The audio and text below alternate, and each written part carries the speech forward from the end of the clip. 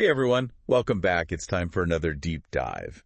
And today we're going deep into the world of emotions with Psalm 6. A powerful psalm. Yeah, it's called a penitential psalm. And essentially that means it's a prayer of repentance. Yeah. But it's so much more than just saying, I messed up, sorry. It's this raw and vulnerable journey. Absolutely. We're going to see how the psalmist goes from like the depths of despair to these incredible heights of hope. Yeah, I think that's what makes the psalm so compelling, is that the psalmist doesn't hold back. They really lay bare all of those emotions, the fear, the anguish, the plea for mercy. Right from the get-go, it's like, bam, Right. Have mercy on me, Lord, for I am frail, my bones are shaking, I am terrified. Like, whoa. It's powerful imagery. It is. And it's powerful language. And I think that's one of the reasons why it resonates with people even today across different cultures and time periods, because it's so real. This is not your typical, dear God, thank you for this day kind of prayer. It's raw. It's like visceral. So much emotion. So, what do you think drove the psalmist to this level of desperation? Well, I think to really understand that we have to consider the cultural context. Yeah. For the ancient Israelites, divine punishment was a very real and terrifying prospect. Oh, yeah, for sure. They believed that sickness, suffering, even defeat in battle could be signs of God's anger. Right. So when the psalmist cries out, "Have mercy on me, Lord, for I am frail," it's not just physical weakness. It's this deep fear of being separated from God. Like every little thing going wrong is a God punishing me. It's like that kind of world. Exactly. And it really puts you in a different mindset. But then we get to verse 4, and there's this really interesting shift.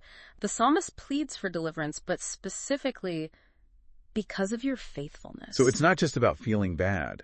It's about recognizing God's faithfulness, even in the midst of total freaking out. Yes. And I think that's a really important point, because it's so easy to lose sight of faith when we're struggling. But the psalmist is reminding us that even when we're afraid, God's faithfulness remains constant. I've been there. I've felt that fear. And sometimes it's like you're holding onto that faith by just a thread. Absolutely. It's your anchor in the storm. Yeah. But even without the storm, it doesn't let up right away. Because then we hit verses 5 through 7, and it's even more intense. The anguish is just... Yeah, it's palpable. Yeah. The psalmist talks about drenching their bed in tears, their eyes are growing dim with sorrow. And then there's that really chilling line, "No one remembers you in the realm of death."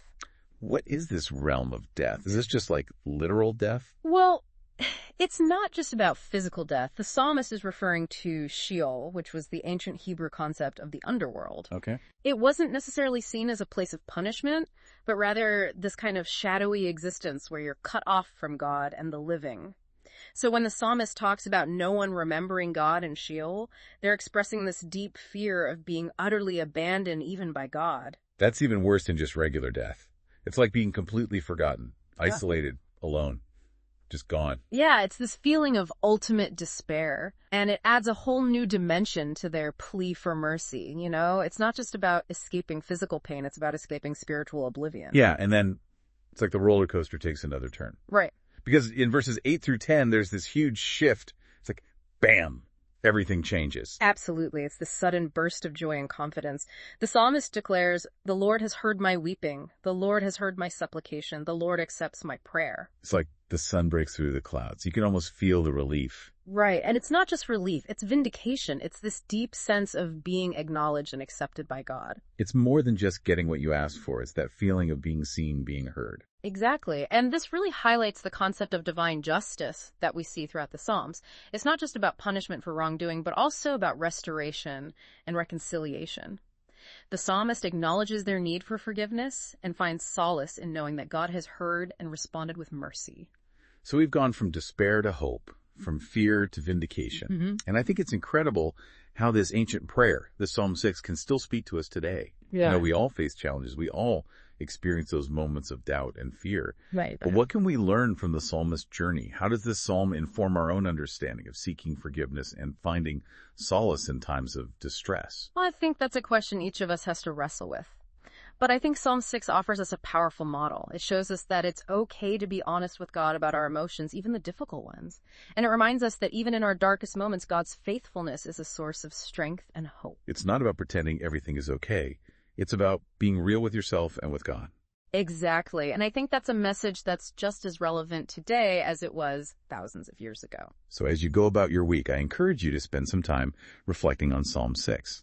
Think about what resonates with you, what challenges you, what gives you hope, and consider how this ancient prayer might speak to your own experiences of faith, forgiveness, and finding solace in the midst of life's storms. That's a great thought. And for those who want to explore this theme further, I'd encourage you to check out some of the other penitential psalms. Each one offers a unique perspective on this human experience of repentance and seeking God's mercy. Awesome. Well, thank you so much for joining us for this deep dive into Psalm 6. Until next time, keep seeking, keep exploring, and keep the conversation going. Absolutely. Bye, everyone. Bye!